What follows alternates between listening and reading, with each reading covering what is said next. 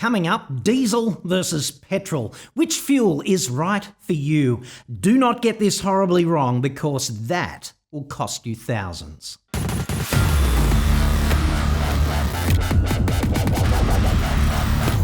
Diesel has so much apparently going for it. It's become incredibly popular.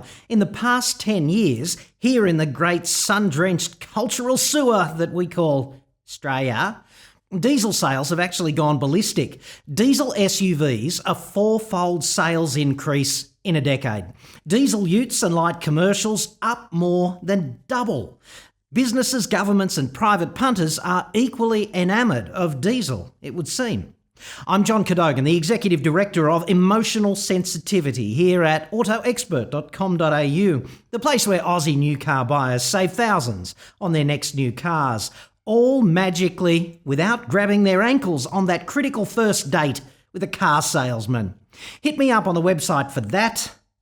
The discount, not the ankle grabbing, not unless you really want to.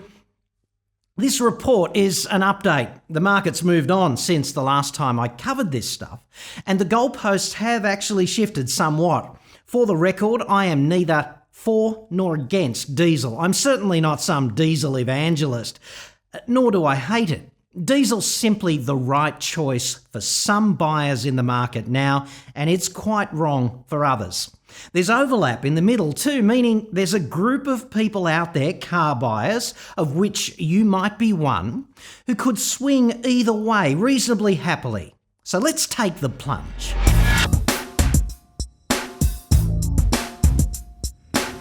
Car makers really don't want you to dwell on what's happening down there under the hood.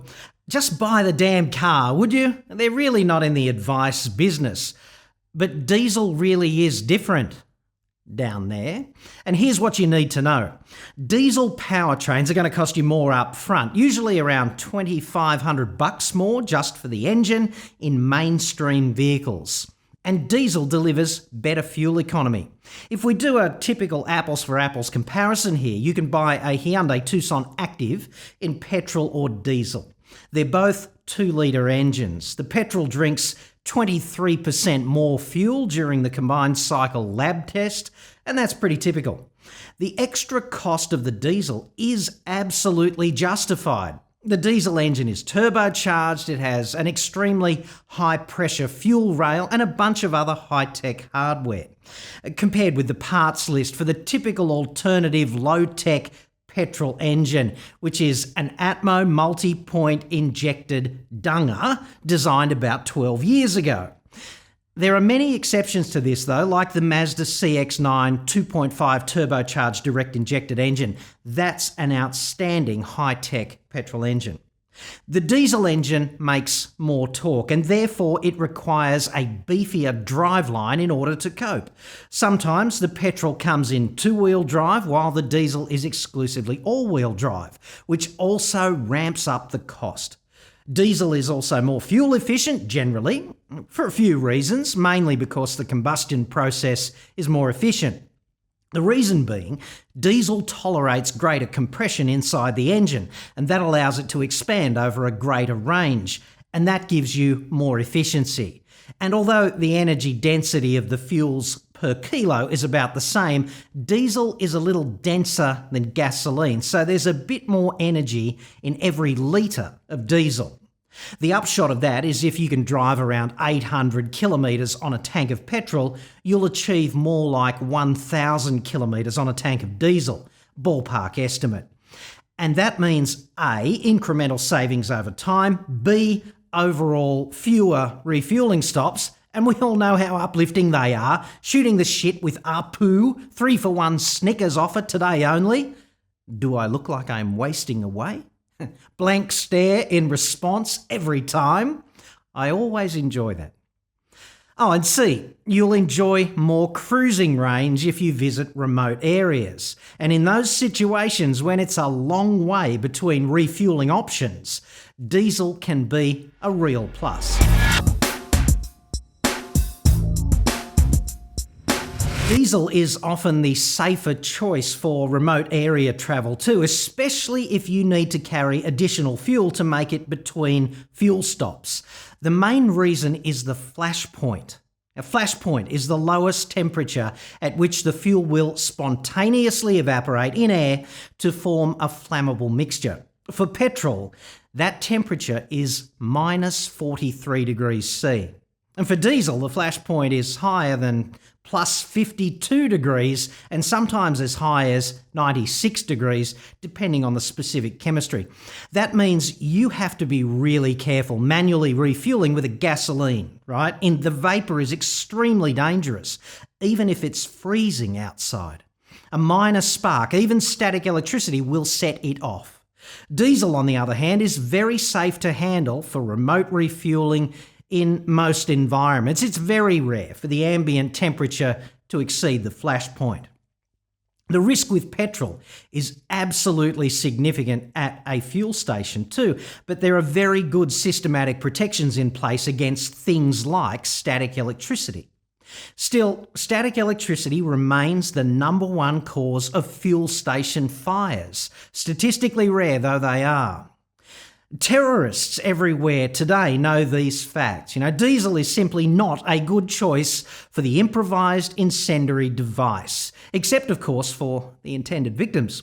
The infamous Molotov cocktail, the gold standard for incendiary grenades among criminal, impoverished and/or disaffected asymmetric warriors everywhere, one of the best improvised weapons of all time in terms of the effect to accessibility ratio, exploits three things: the low flash point of the petrol, the air gap in the bottle which quickly fills with explosive vapour, and the staggering energy density of gasoline. Unfortunately, it's very easy to make a Molotov of yourself refuelling with gasoline in the outback, hours from the nearest burns unit. With diesel, not so much. Diesels deliver their power differently. Conventional Atmo petrol engines are typically very strong performers at high revs. Anything from about 2/3 of the way to the red line and up, petrol engines are honking. And okay, the latest high-tech petrol engines with a turbocharger and direct injection are an exception here, very strong in the mid-rev range. But the typical alternative engine to a diesel in a mainstream consumer vehicle today, petrol needs a rev to perform. Diesel just doesn't. Diesel engines perform the best from about 1,500 revs up to about 3,500. Diesel's real trick is high torque at low revs. And because power is a product of both of these things, torque and revs, diesel makes lots of low RPM power, 3 or 4 times the power of a petrol engine at those low revs. And that's why diesel feels so effortless in traffic. So petrol for setting the lap record and wearing your cap sideways like a muppet, overtaking under pressure, doing a bank job, or being a freedom fighter or a terrorist. Diesel for loping along effortlessly for remote area travel and generally lugging that heavy boat or something up a steep gradient at 80 k's an hour without hunting through the gearbox like a crackhead ransacking your apartment. This could all change in the future though when they get compression ignition gasoline engines out of the blocks and into mainstream production. It could easily be the death of diesel, especially in light vehicles. But that's still some way off. It's not as if the technical challenges with auto-ignition gasoline engines are even halfway close to being solved.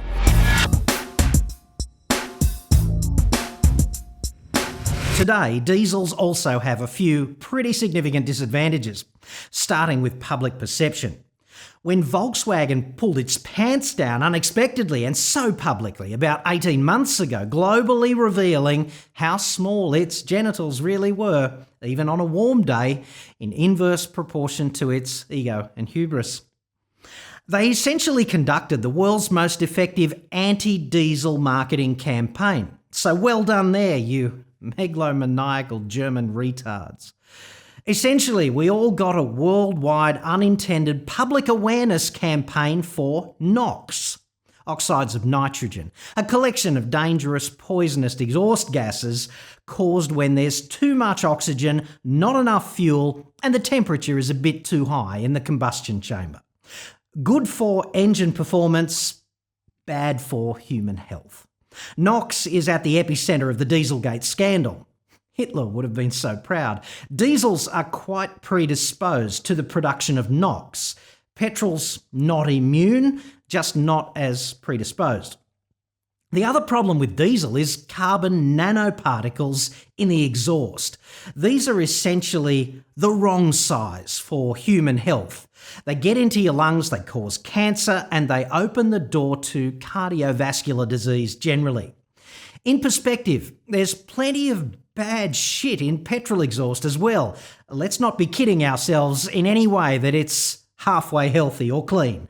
But carbon nanoparticles are a significant diesel-specific human health problem.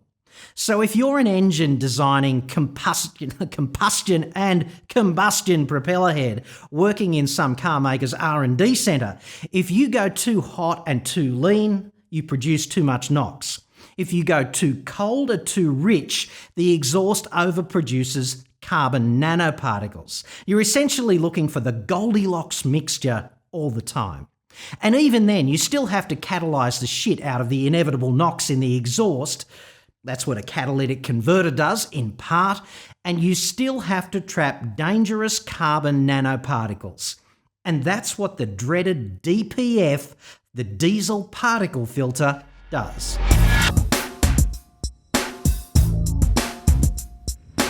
A DPF is essentially a stainless steel box in the exhaust, up the pointy end near the engine, which does for the exhaust what the Phantom Zone does for Superman. It traps those malicious carbon nanoparticles and then it teleports them off into a parallel dimension where they can do no further harm. It's a chamber that turns into a furnace from time to time when the driving conditions are right, and it burns the shit out of the trapped carbon nanoparticles. I'm paraphrasing the owner's manual. This burning the shit out of process is actually known in the game, euphemistically, as regeneration. And if enough of these regeneration events happen, and if they happen regularly enough, the particle filter never needs maintenance or replacing, and we can all live happily ever after. So that's pretty clever. However, the key phrase for regeneration is when the driving conditions are right, and that relates to how you use the car. To be perfectly frank, the car industry, car makers and especially dealers have been so abjectly, so utterly shit at explaining this aspect of how the car works to customers that it's biting many of them on the arse right now. And it's trashing relationships with brands. Because they're not advice givers, right? They're car sellers. A car salesman is a classic ambush predator. You step on the big red X, they gut you like a fish. If you walk in, you stand on the X and you say, "I'll take the diesel," you won't even feel the knife go in. They're not going to pull you aside and see if the diesel is right for you. They're going to gut you right there. And ultimately, if the diesel's a problem for you, that's between you and the service department. I'm not exaggerating. But things might be changing.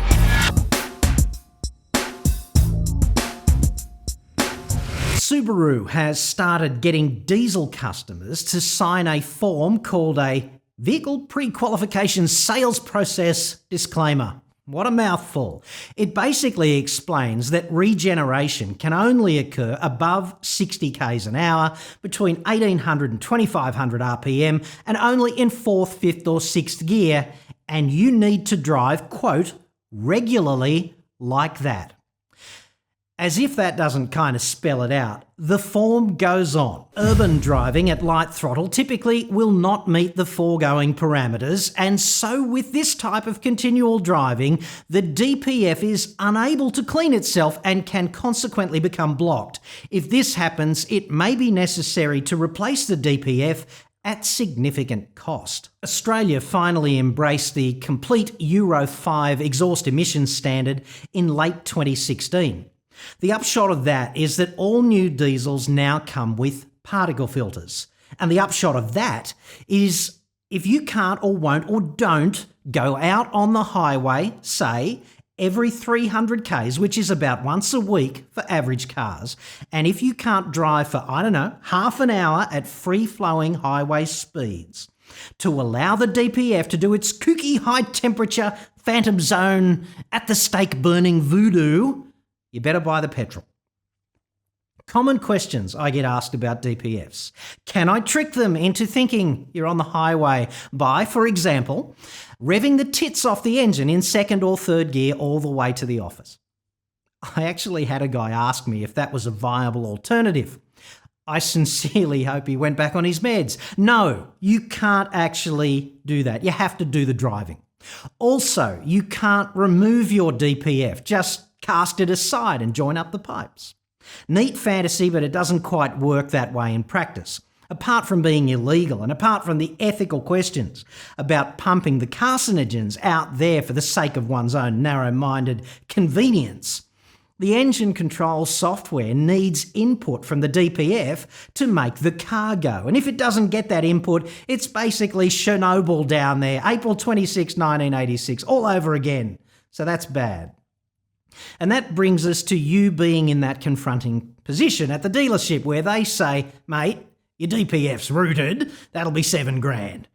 And then they reach for the defibrillator, just in case. My strong advice to you, if you are in this spot of bother, is do not just go, okay, and then hand over your credit card. Some aftermarket companies make workshop-specific internal cleaning kits for DPFs. Your dealer is unlikely to have one because he's most likely an arsehole who would much rather just sell you a new one with the customary 10 trillion% markup. But a diesel specialist will have this solvent-based, carbon-busting, cactus DPF resurrecting apparatus. And they can use that to dissolve caked-on carbon and restore your DPF to viability, at least in some cases. It's certainly worth investigating.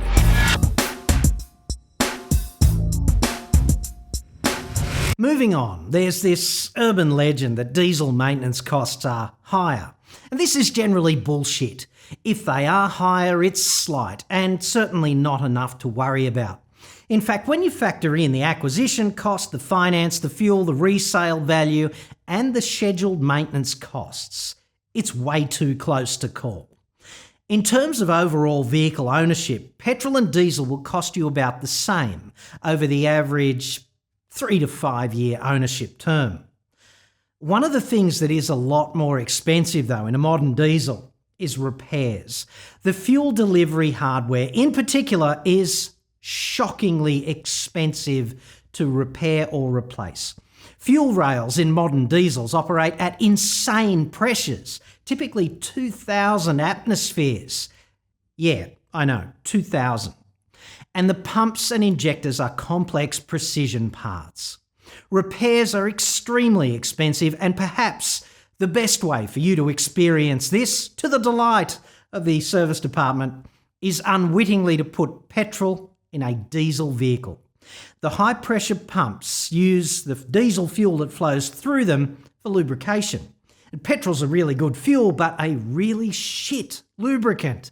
So when you put petrol in a diesel vehicle, the pump immediately starts to disintegrate, and that blocks the injectors. It's kind of like having a fatal heart attack and a massive stroke contemporaneously. And it all comes wrapped in a bill that is impossible to jump over. So good safety tip with a diesel, don't do that.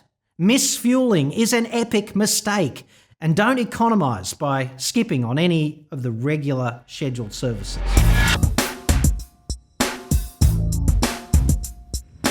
Certainly the highway running operational prerequisites for DPFs will take diesel off the table for many potential city-based buyers. But it's worth remembering that even on emissions, diesel is not entirely a bad news story. NOx and nanoparticles, Definitely bad news, as discussed, but the CO2 story with diesel is actually pretty good. Better efficiency from the diesel reduces tailpipe CO2 emissions in the ballpark of 10 to 12% in terms of the distance travelled. And if you care about what we're all doing to the planet, and you bloody well should, because climate change is real and it's we who are doing it, thanks to all that turning and burning that we seem to enjoy so much. 12% is a pretty healthy CO2 reduction, brought to you exclusively by diesel. The final myth. Diesel fuel is not a waste product or a lower quality fuel than gasoline. It's just different, and there are different economic driving factors. Diesel is very close chemically to jet fuel, so if you own a refinery, you can tweak the process to produce more jet fuel and a little less diesel, and vice versa, in response to demand. So when demand for jet fuel is high, diesel supply drops a little and the price rises. Macroeconomic factors are at play too. When the global economy booms, demand for diesel jumps, and that pushes the price up, because industry runs on diesel. There's no conspiracy, just slightly different economic levers driving the prices for gasoline and diesel. There's more gasoline in every barrel of oil too. Each barrel of oil ultimately yields just under half a barrel of gasoline, just under a quarter of a barrel of diesel. There's also a tenth of a barrel of jet fuel, and the balance of each barrel is essentially every other petrochemical, from bitumen to kerosene. It's just how they roll, ballpark estimates. I'm John Cadogan. I hope this has helped you weigh up the factors and make the right choice. Be very realistic about the kind of driving you are actually able to do. Otherwise, you'll be at war with your DPF. It's going to win, and losing a war against a metal box is undignified. Trust me on this. Thanks for watching.